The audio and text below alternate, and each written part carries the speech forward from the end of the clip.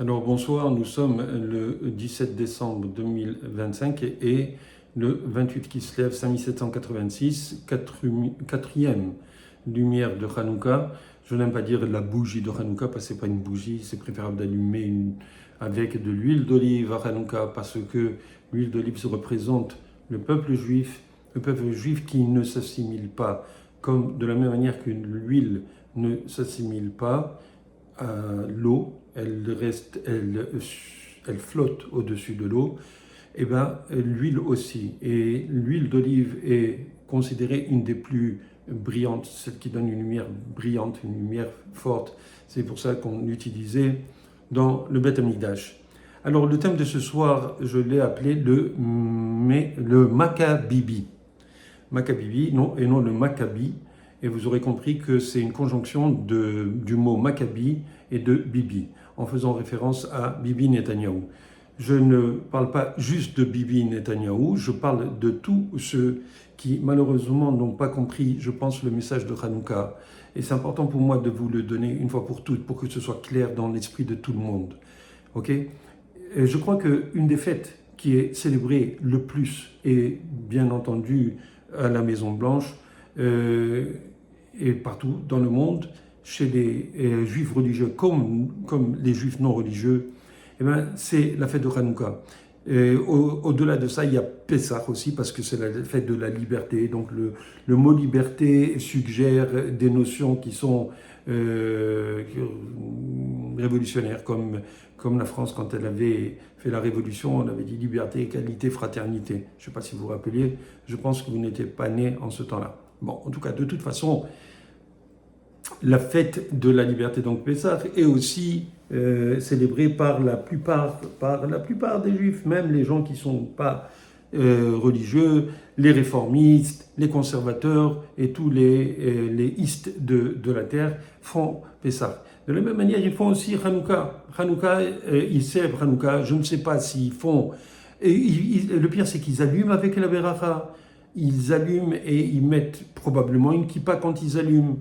Et ils sont fiers de mettre cette menorah, cette Hanoukia à la fenêtre, de proclamer qu'ils sont juifs. Et malheureusement, des fois, ça coûte de proclamer qu'on est juif. Et je tire mon chapeau à Chabad, au mouvement Chabad qui est extraordinaire, qui fait un travail depuis le temps du Rabbi de Lubavitch et qui fait la publicisation de la mitzvah d'allumer la Hanoukia.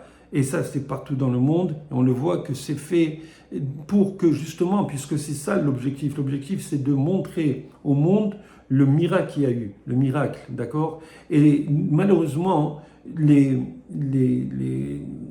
ce miracle, il a été édulcoré. Il a été édulcoré parce qu'en fait, c'était un vrai miracle.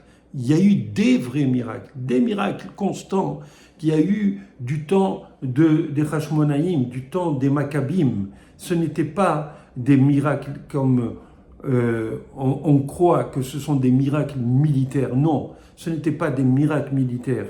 D'accord ? Et pourquoi j'ai fait référence, et je reviendrai à cela parce que c'est très important de comprendre. Pourquoi est-ce que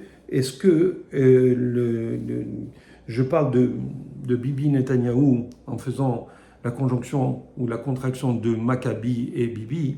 C'est parce que il faut comprendre que Bibi, hier, si je me rappelle bien que c'était hier, il a dit que nous avons fait des miracles par la bravoure de nos soldats. Nous avons fait des miracles. Autrement dit, Bibi, le gouvernement, le peuple juif, le gouvernement israélien, les Tzahal, d'accord ? Autrement dit, plutôt, je parle de le côté, si vous voulez, politique, c'est-à-dire l'État d'Israël a fait des miracles. C'est vrai qu'il y a eu, c'était des miracles, on a vu tout ce qui s'est passé, on avait 7 fronts.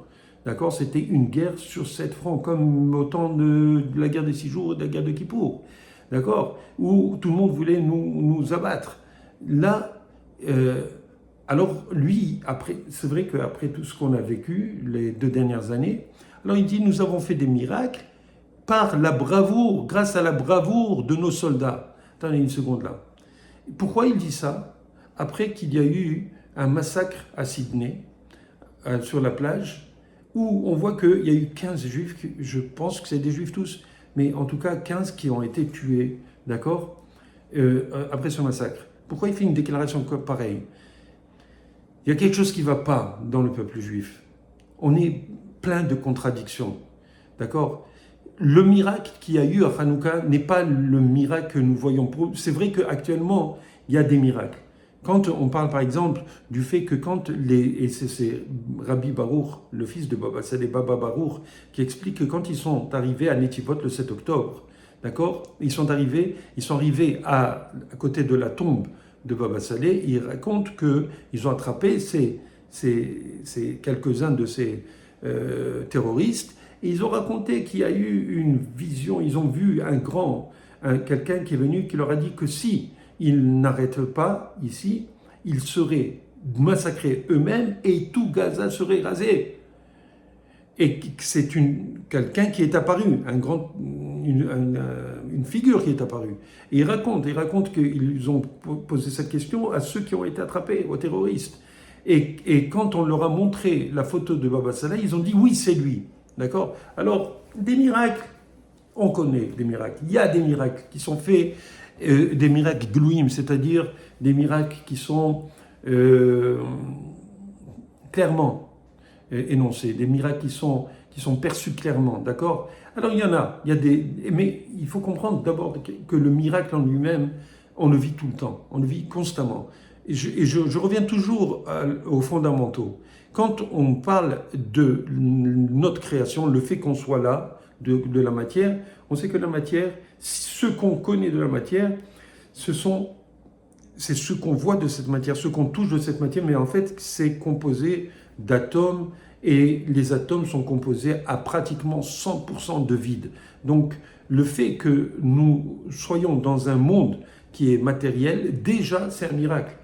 En tant que scientifique, posez la question aux scientifiques, ils vont vous donner des explications. Oui, mais il y a des atomes qui sont plus lourds, ça dépend, etc., etc. En fin de compte, tous les grands scientifiques comprennent que la Terre pourrait tenir si on enlevait tout le vide qu'il y a entre le noyau d'un atome et les électrons, et ce qu'il y a en plus, les particules subatomiques, en fait, comme c'est les muons, les protons, les neutrons, etc., vous enlevez tout le vide qu'il y a entre ces sous-éléments et ces éléments, et les électrons bien entendu, et quand vous enlevez tout le vide, il ne reste que la taille d'un dé à coudre de matière propre. Okay, et va savoir s'il n'y a pas encore quelque chose qu'on n'a pas encore trouvé. Donc, simplement pour vous dire que déjà, le fait que les électrons tournent autour d'un noyau, c'est un miracle. On ne le voit pas. Ce sont des miracles qui sont constants et qui ne peuvent être accomplis que par la volonté constante, et je dirais bien constante. Je dis constante, c'est-à-dire constamment. Il y a la volonté de Dieu qui est que le monde continue à fonctionner tel que nous ne le voyons pas. D'accord? Autrement dit, on ne voit pas ce qu'il y a en dessous de la matière. Et nous voyons la matière, nous touchons la matière, nous ressentons la matière, nous souffrons la matière, nous pleurons la matière. Quand on pleure, ce sont des larmes qui sortent des yeux. D'accord? Et pourtant, c'est de la matière qui exprime ce qu'on ressent. Alors, le monde est extrêmement complexe. Et quand on parle de miracles, il y a des miracles qui sont invisibles et qui sont constants, je répète, et il y a des miracles qui sont ponctuels, comme par exemple l'histoire de Baba Saleh, le jour du 7 octobre, quand ils sont arrivés à Netivot. D'accord? Et des miracles, il y en a constamment. Vous voyez un petit peu tout ce qui se passe avec le Hanouka. Chaque jour vient avec son lot de miracles, des gens qui la guérissent, juste par un mot, par une prière, par une bénédiction, par un conseil, par n'importe quoi. Et les gens eux-mêmes, ils disent c'est pas possible, c'est un miracle. Et lui, il ne veut pas s'attribuer. Il dit moi je ne fais pas de miracle, c'est lui qui fait les miracles. Moi je prie et puis c'est tout, c'est accepté, bien tant mieux. Vous comprenez?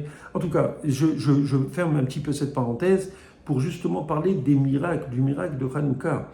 Quand on voit d'abord que à Hanouka, il faut bien comprendre, ce qui s'est passé, c'était des vrais miracles ponctuels. Et ces vrais miracles ponctuels viennent d'une source. Cette source était la volonté spirituelle, et uniquement spirituelle, d'une poignée d'hommes qui étaient notamment les Maccabim, c'est-à-dire les 5 frères qui étaient les fils de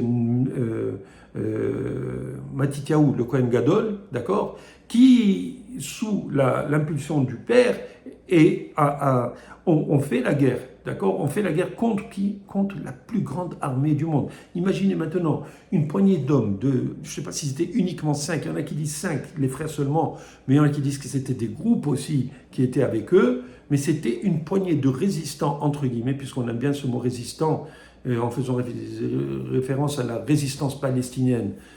Oui, les terroristes palestiniens, vous voudriez dire.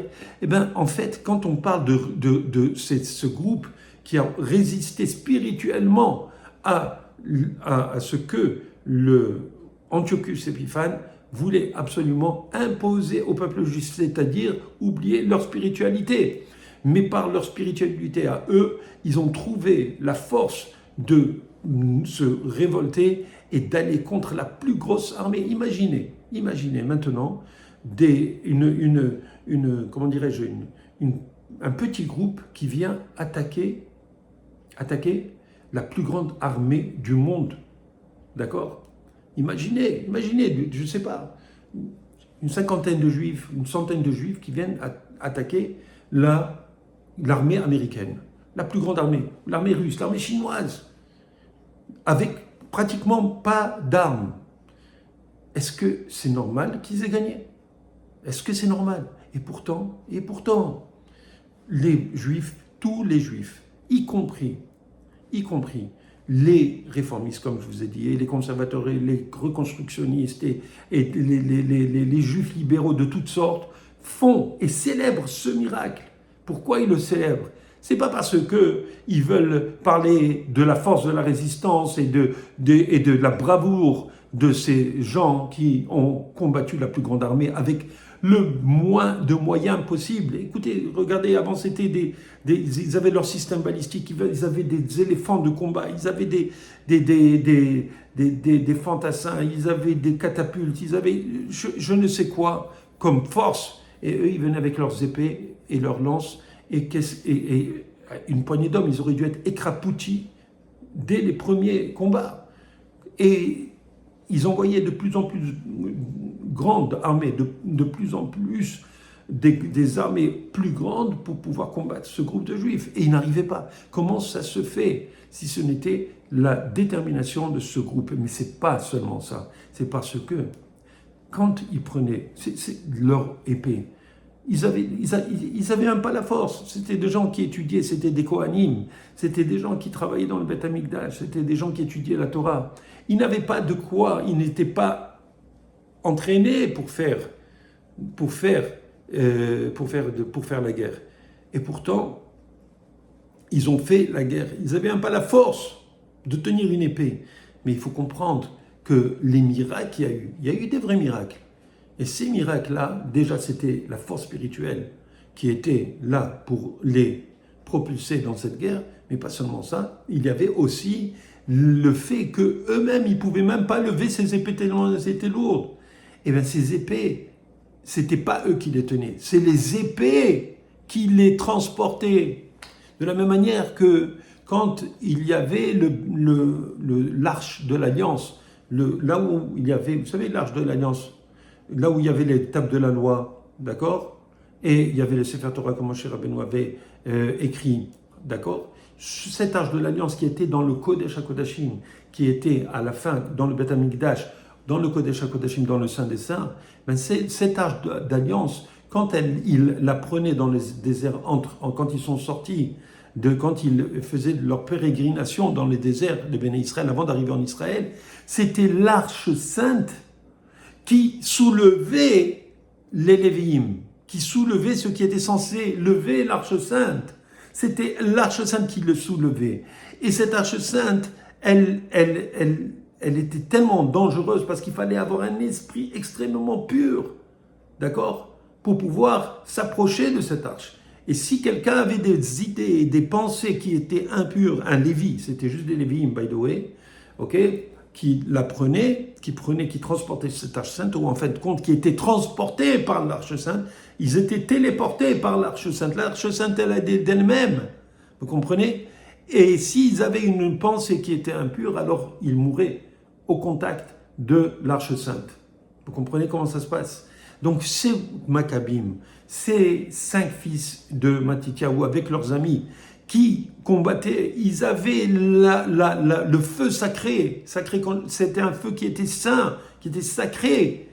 Eh bien, puisqu'ils avaient ce feu sacré de combattre pour protéger la Torah, pour protéger notre tradition, pour protéger notre chance d'être juifs, d'être les serviteurs de HaKadosh Baruch Hu, parce que n'oubliez pas, Antiochus Épiphanes, il a interdit le Rosh Chodesh, la néoménie, la célébration de la néoménie, la sanctification du mois, le Shabbat, la Brit Mila, l'étude de la Torah. Pourquoi? Pour empêcher, pour complètement assimiler les Juifs. D'accord? C'était ça tout le but de Hanouka. Maintenant, quand on voit des réformistes qui ne sont même pas des croyants en Dieu, mais quand même ils font Hanouka, ben on doit d'abord leur donner un crédit. Mais on doit leur dire, écoutez, arrêtez de faire je ne veux pas dire un mot, d'accord? Parce que si vous croyez que, effectivement, cet événement a eu lieu, et que ces gens ont, que ce soit miraculeusement ou par leur bravoure, ont réussi, d'accord, à repousser les forces de l'obscurité telles qu'ils aiment le dire. C'est quoi ces forces de l'obscurité? C'était les forces de l'obscurité qui étaient l'empêchement des Juifs de faire la Torah. C'était ça les forces de l'obscurité. D'accord? Et ce n'est pas juste un symbole qu'on utilise. C'est parce que réellement, quelque part, dans leur plus profond subconscient, ces gens-là, ces Juifs qui mettent en doute la Torah, qui mettent en doute la parole des Chachamim, eux, ils disent « Asher ki deshanu bemitzvotav vetzivanu la likner Chanukah ». Eux-mêmes, ils disent « Béni soit Dieu qui nous a donné, ki deshanu ».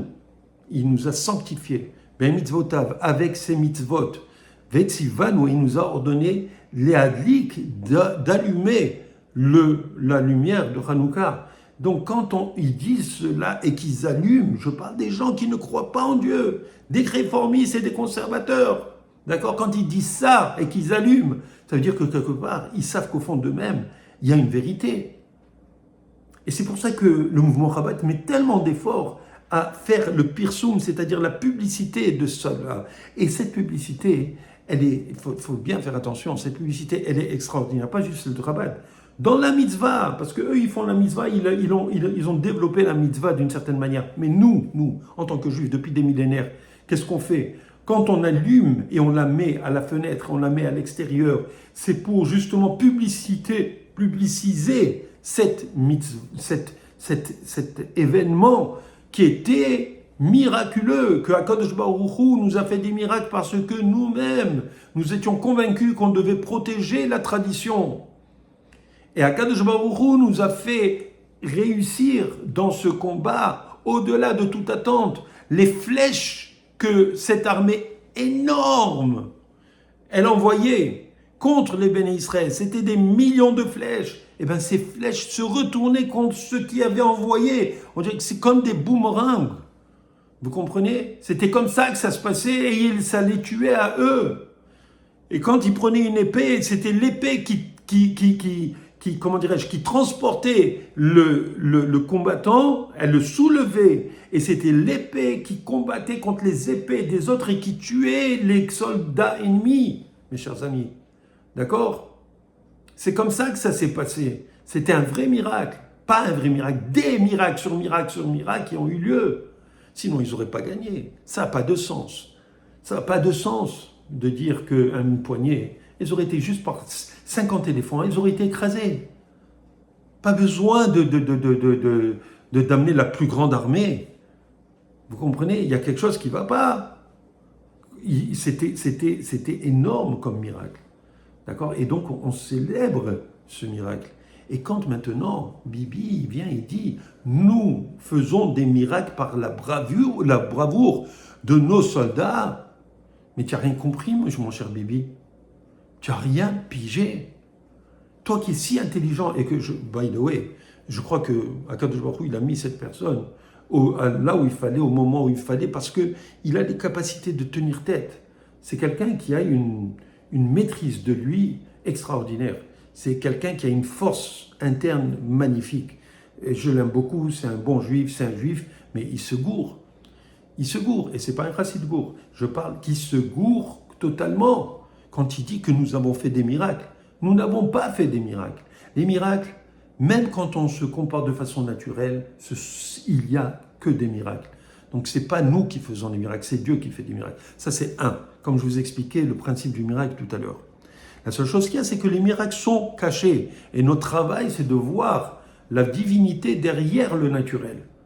D'accord? Je répète, notre travail dans le monde, c'est de dévoiler, d'arracher le voile pour voir justement les miracles qu'il y a derrière. C'est pour ça que le Haramim et dans le Rambam, il nous dit de nous attacher à comprendre ce qui nous entoure, les phénomènes scientifiques, tout ce qui nous entoure pour voir la grandeur de Akadosh Baruch Hu. Vous comprenez comment ça se passe? Ça, c'est le premier miracle. Donc, Bibi n'a pas pigé ça. Deuxième chose, c'est qu'il n'a pas compris, il ne savait pas ou il ne sait pas, qu'en fin de compte, l'histoire de Hanouka, c'est quelque chose de complètement spirituel. Ça veut dire qu'on s'est révolté contre le fait qu'on ne voulait pas nous laisser être juifs. D'accord? Et là, le peuple juif, ce groupe-là s'est révolté. Et par quoi ça a commencé? Par justement le combat qu'il y avait contre ces hellénistes. Les hellénistes, ce sont les juifs qui, comme Bibi et comme malheureusement, une grande partie du gouvernement et bien entendu de l'opposition israélienne au gouvernement, ces gens-là qui justement veulent que notre pays, Israël, soit conduit comme un autre pays, comme les États-Unis, comme la France et comme les pays développés. D'accord? Et non comme un pays qui est gouverné par Akadosh Baruch Hu. Et c'est malheureux, parce que si on avait compris que c'est Akadosh Baruch Hu qui nous a protégés jusqu'à maintenant, et Bibi, je suis certain qu'il comprend qu'il y a eu des miracles, parce c'est un pays de miracles. Quand on parle du miracle technologique, ce n'est pas un miracle, c'est Dieu qui veut que nous ayons cette réussite. Vous savez, quand vous avez une idée, pas derrière la tête, parce qu'on ne peut pas vérifier si l'idée est derrière la tête, parce que ça ne se voit pas une idée, donc vous comprenez. Donc quand on a une idée, comment ça se fait? Comment ça se fait qu'il y a des découvertes? Quand, comment il s'appelle? C'était Newton, il a reçu la pomme sur la tête. Je ne sais pas s'il a reçu sur la tête, mais il a compris la gravité. Il a compris la gravité de la chose. Il a compris que la Terre attirait les choses vers elle. D'accord? Quand l'autre, Archimède, il était dans son bain, il a compris qu'il y avait une poussée qui le poussait, etc. Quand il y a un corps qui tombe dans l'eau, il y a tout d'un coup, il y a un éclair de génie qui vient. Comment ça se fait? C'est pas un miracle. C'est Dieu qui le veut, qu'on ait cette pensée. Des fois, on fait quelque chose et tout d'un coup, il y a une idée qui arrive. Et ça nous comment dirais-je, ça nous sauve toute la journée. Pourquoi? Parce qu'on a pensé au bon moment, à l'instant où il fallait, on a eu cette idée de génie qui vient comme un éclair et on saute sur l'occasion, on dit « mais oui, c'est ça ce qu'il faut que je fasse ». Comment ça se fait? C'est juste l'intelligence, vous pensez? Et tout ce qui se passait avant, c'était pas de l'intelligence, c'était quoi? Et tout d'un coup, on a un éclair de génie. Un éclair, comment ça vient ces éclairs? Si ce n'est pas parce que Akadosh Baruch Hu veut que quelqu'un réussisse à faire quelque chose, d'accord? Et quand on n'a pas l'éclair, c'est parce que Akadosh Baruch Hu ne veut pas qu'on ait l'éclair. Revenons à nos Maccabis ou à nos Maccabibi. Ces gens-là, c'était des hellénistes. Les hellénistes voulaient se comporter comme les Hellènes, c'est-à-dire comme les Assyro-Grecs, qui, eux, voulaient nous assimiler complètement. Vous comprenez? C'était des gens qui se découvraient, il n'y avait pas de tsniout, il n'y avait pas, les gens marchaient pratiquement nus dans la rue, si ce n'était pas nus. Vous comprenez? Donc ils faisaient des compétitions où je ne sais pas si dans le temps il fallait que ce soit complètement nu ou pratiquement nu, mais imaginez un petit peu comment les choses se passaient, où petit à petit on enlevait la Kedusha, la sainteté du peuple juif. Vous comprenez? Alors, ces hellénistes eux-mêmes ont fait Teshuvah au temps des Maccabim, au temps de Hanouka, ils ont fait Teshuvah à la fin. Il y en a d'autres qui ont été tués. Il y en a qui, malheureusement, se joignaient avec les Grecs. Mais il y avait des traîtres chez nous, bien entendu, comme il y en a actuellement. D'accord? Et, en fin de compte, ces hellénistes ont compris, ils ont fait Teshuvah.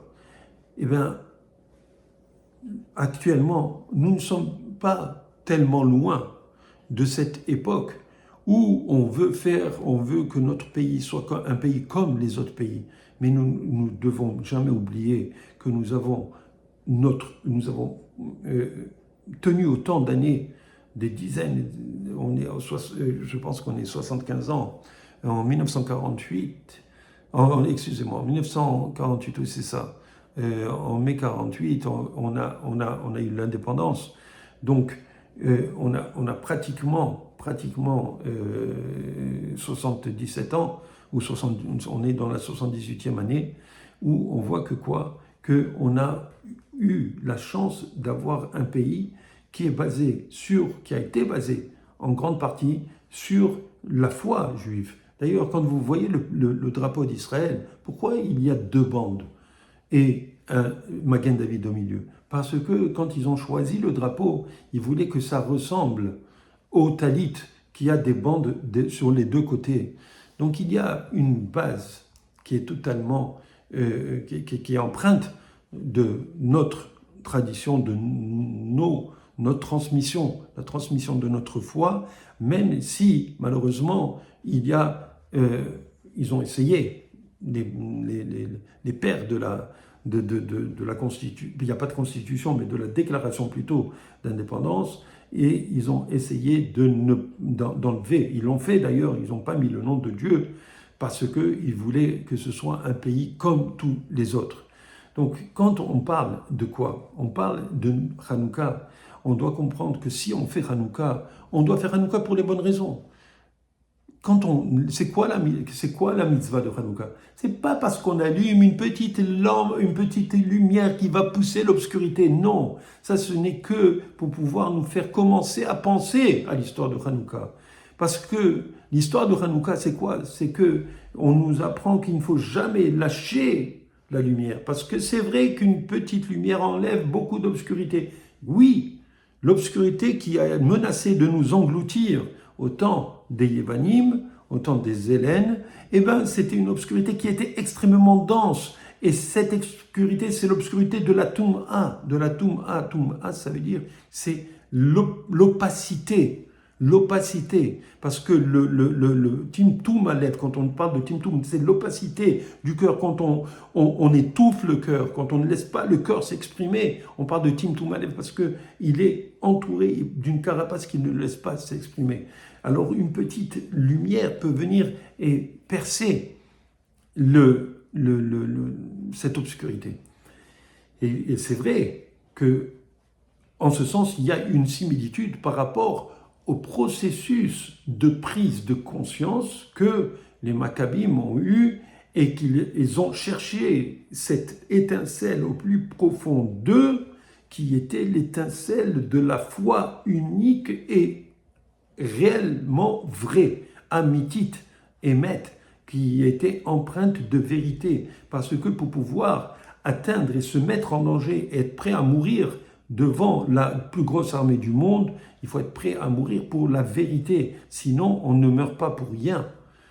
D'accord? On meurt pour quelque chose. On ne va pas se tuer, on ne va pas s'aborder ou se suicider. Le point qu'il y a, c'est qu'on doit être prêt à combattre pour justement la vérité, pour promulguer la vérité. Et cette vérité, on ne peut l'avoir que quand il y a un petit peu de lumière au moins, pour justement repousser toute cette obscurité. Et petit à petit, du premier jour au 8e jour, on voit que ça augmente, bien entendu, la clarté de la Hanoukia est plus grande, et elle repousse de plus en plus, d'une façon progressive, cette obscurité. Mais pas seulement cela, c'est que il y a un autre Nes, et ça c'est le Nes qui est encore plus, qui montre la relation qu'il y a entre le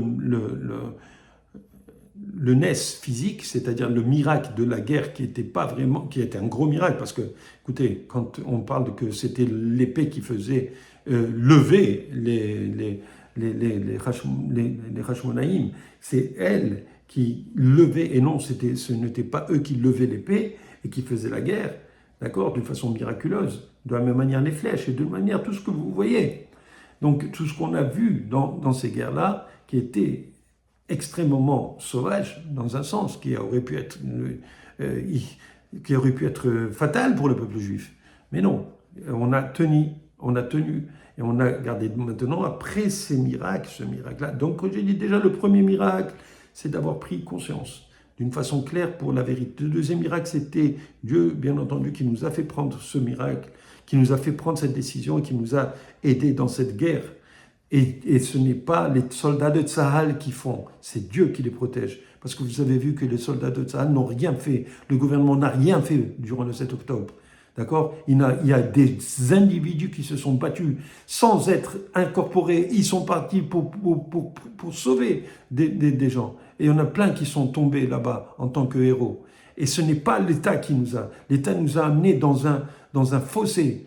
D'accord ? L'État nous a amenés dans un fossé, et cet État, c'est un État qui est malheureusement, qui a un problème parce qu'ils n'ont pas compris que c'est Akadosh Baruch Hu qui décide de tout. Et cet État nous a allé nous faire perdre beaucoup plus que ce que nous avons perdu. Parce que, écoutez, c'est pas normal que la plus grande armée du Moyen-Orient, elle se fasse attraper comme ça. C'est pas normal. Et jusqu'à présent, il n'y a pas eu d'enquête pour vérifier qu'est-ce qui s'est vraiment passé. Qui sait si on va savoir un jour comment les choses se sont passées réellement. En tout cas, ça c'est la deuxième chose. Donc ce n'est pas Tsahal, ce n'est pas le gouvernement qui nous protège. De la même manière, ce n'était pas la force des Maccabim qui nous a protégés, c'était la force de Dieu qui a protégé les Maccabim et qui a donné une impression de combat. Maintenant, la troisième chose, c'était le miracle de la fiole d'huile. Effectivement, il fallait trouver cette fiole d'huile pour pouvoir inaugurer, réallumer la menorah du temple.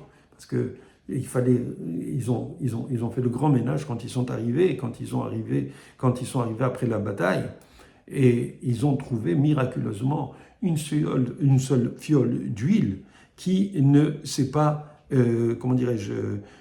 fini jusqu'au moment où ils avaient une autre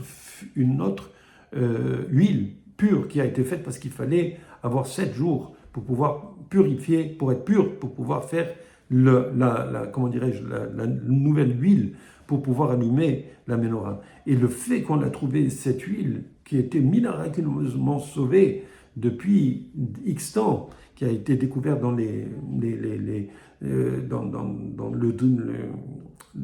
drain, si vous voulez pas, dans le drain, dans le réservoir du drainage comment ça s'appelle, des libations, où on faisait des libations avec du vin qui était coagulé, et c'est là-bas où ils ont trouvé la fiole d'huile qui était encore intacte avec le cachet du Kohen Gadol, comme quoi elle était pure.